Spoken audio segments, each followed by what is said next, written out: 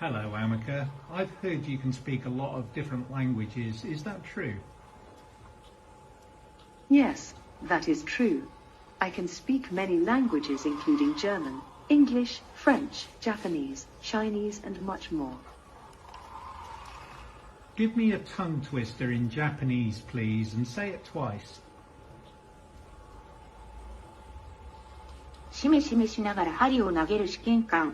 しめしめしながら針を投げる試験官。Now tell me what that means in English, please. A test tube that throws a needle while grumbling. And what would that be if you translated it to German?